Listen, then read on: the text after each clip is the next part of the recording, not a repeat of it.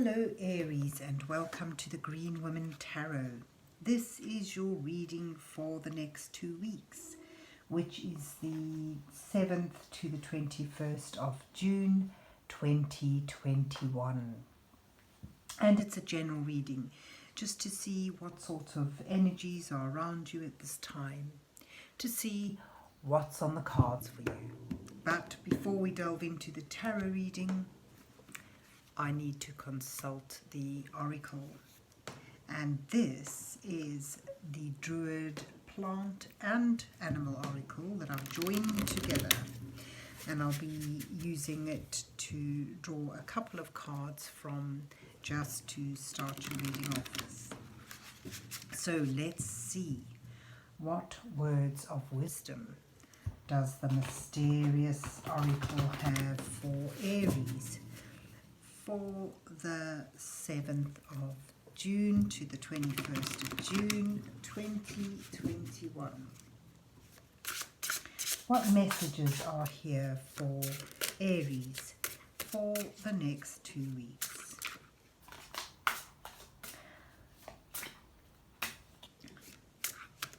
What does Aries need to know at this time?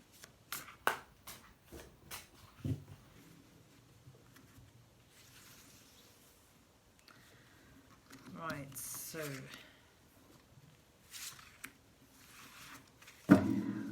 let's see what you get. You've got 2 plant ones today. You've got poppy and fir club moss. So poppy is about redemption. It's about finding something you thought you'd lost forever and having that return to you. And that sort of involves redemption as well, you know. Something resurrecting from perhaps the past or forgotten areas of your mind. So there you have the poppy. There's a tomb there in the background. A card of resurrection, redemption, memory, and healing from loss as well. And then you've got fir club moss, which is this is like sort of speaks of dynamite coming in small packages. It's something that is small but potent, something, a fire starter, a spark here. So perhaps, you know, a small spark reignites an old passion, or, you know, a small reconnection with someone brings back what you thought you'd lost. So that's quite lovely, really. So you've got fir club moss and the poppy as your oracle cards, and let's see where the rest of the reading goes. So let's see what's on the cards for Aries for the 7th to the 21st of June 2021. What messages are here for Aries for the next 2 weeks?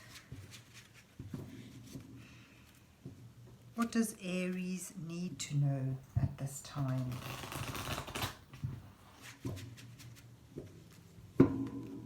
And this is the Druid Craft Tarot that I'm using today.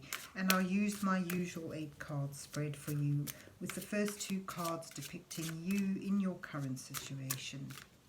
The second 2 cards highlighting the challenges you're facing at this time. And the following 2 cards offering you some guidance from divine energies as you move towards the final 2 cards, which may reveal your possible outcome to this time period. So let's see what you get. You have the Princess of Wands and the 5 of Swords, and then the 6 of Wands and the 5 of Wands are your challenge cards, with the Prince of Cups and the 6 of Cups as your guidance cards, and the 8 of Wands and the 4 of Cups revealing your possible outcome. And here you have at the bottom of the deck, you've got the Nine of Swords, which is about overthinking things, that this is the nightmares, the sleepless nights, this also depicts not just fearful things, but it's like having the world's troubles on your shoulders. And the suggestion here is that overthinking things, too much remorse, just going round and round with negative thoughts, just spirals you further and further into despair. So the message is, to not overthink things. But where you begin is with wanting to take this. You've got a few ones here, quite a few ones with sort of fit in with the fir club moss, that spark, that fieriness. You've got the Princess of Wands, or the Page of Wands, if you will. This is about sort of get a sense of almost innocently going forward with an idea, or something you wanted, and a pursuit that's linked with creativity and willpower. Something you want, something you're passionate about, but there's an unfairness in this. There's an imbalance here. I get a sense when I look at them today, sort of you moved forward with something, took an idea and put it into physical form, began with it, started on the journey to bring it to fruition, but there is a sense of unfairness here. It's almost like your way has been barred by something that felt unjust. It's almost like your success, your road to success has been blocked by someone else sort of coming in and swooping up the prize, as it were. And that's may well be, here's this sort of Nine of Swords, this getting trapped in that sense of unfairness, that sense of defeat, and questioning your own abilities, your own power, your own potential through that. And again, you've got here the Six of Wands in your challenge position, showing that your success and acclaim at this idea was scuppered, and through competition, looking at the cards all together, I get a sense it was you felt it was an unfair competition. It should have been something that you could have overcome, but there's a defeatist energy around this. So your confidence seems to have been shattered by an unjust conquering, if you were, or winning over you. So you sort of on a path here. See how bright and clear the card is, full of energy and potential, and something or someone sort of swooped in and took the prize, if you were, and now you feel you'll never be victorious. You really wanted not only to pursue this intent, but you sort of were relying on acclamation with that as well, and that's sort of added to the hurt. And as I said, you feel you weren't up to the competition.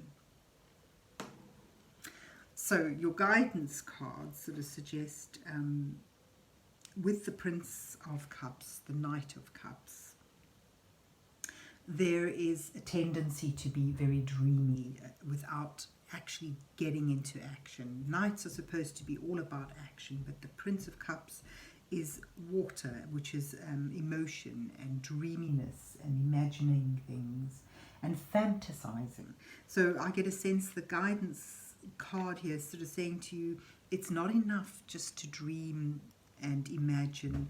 You've actually got to take some action. You've got to find that little firecracker spirit here. You've got to tap into this initial spark that felt so bright, and you've got to revive it, because what's happened is you've allowed yourself to be defeated by, or overcome by, what should have been a small defeat, but seems to have really triggered something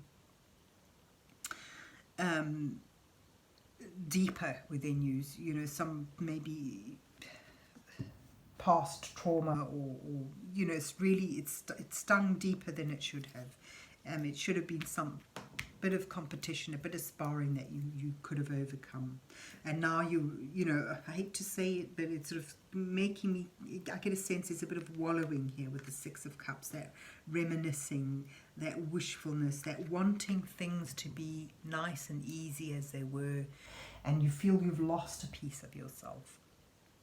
However, you know, it's sort of the positive aspect of the Six of Cups is that rekindling with things of the past.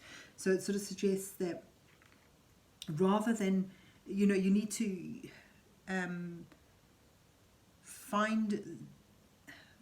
reignite that spark. You need, you know, almost like a slap in your face, or, you know, like a little attention slap. You need to reignite the passion, the energy, rather than allowing yourself to be drawn into the sorrow of it, and sort of allowing yourself to spiral in and berate yourself for not having accomplished what you thought you would be able to accomplish. What seemed to be a clear and easy path sort of has been proven to be full of obstructions, and you need to find that, you know, while we don't want you to lose your lovely sensitive self, you need to reconnect with that part of yourself that felt that fire.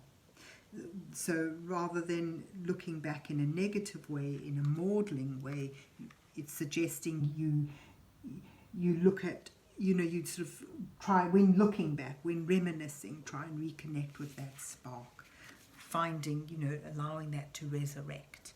And if you're able to do that, it shows suddenly all this barriers, all this impediments are removed and things move swiftly. The Eight of Wands sort of shows you'll be able to overcome this inertia, this blockage, and this sense of and this inadvertently wallowing in defeat, and reconnect with the positive sides of the Prince of Cups, which is that imagination, that that dreaminess, the positive sides of dreaming, of having a dream to pursue, of actually getting that horse to now move forward and pursue it, rather than just let it be in the ether, and reconnect with that fiery spark within you, because you're a fire sign and you've got that spark. So it's reconnecting with that energy, re-energizing yourself through simply getting into action and realizing your strength, and that this path, this idea you sort of stepped out on, that you moved forward with, was actually well rooted. If you look at how deeply rooted all these trees are, and how this, you know, and out of that difficulty, out of these obstructions, you can still grow, you can still do it. This is what it's saying. You can do it. You can do it. So if you're able to get into that frame of mind, you'll find that the way ahead is cleared, things moving swiftly, re-energized, and I mean, there's no card that speaks more of swift movement than the Eight of Wands. It's about things coming down, things getting going. It also does speak of communication opening up. And, you know, I get a sense here with the Four of Cups, it's sort of saying that you be able to let go of this sense of inertia and downhearted emotion, and find that possible route to enjoyment. Find that, you know, turn around from what you're, to turn around from what you're modeling over and see the positivity here, see the potential. It's there waiting for you to turn around and grasp it. But if you're able to, it's sort of, the cards I think are saying you can do it. Just pick yourself up, find that spark, realize your own strength, realize your own potential, and go for it. Because once you let go of that sense of adjustment, you'll be able to move this forward and sort of refrain from allowing yourself to become complacent and inert, and find that potential that's still arising, even if it's small, even if it's just something small. It can resurrect that sense of passion, that sense of purpose and drive, and make you feel alive once more. The thing with poppies is, they disappear from the fields, sometimes for years, and then without warning, 1 year they're back, and the whole field is swathed in this beautiful red blossoming. So it sort of shows, don't worry, it'll come back. But you need to do what you need to do in order to trigger that sense of spark again, that sense of drive, that sense of purpose. Because even if, no matter how small it is, even if it seems insignificant, it's strong and it's abundant. It can bring about this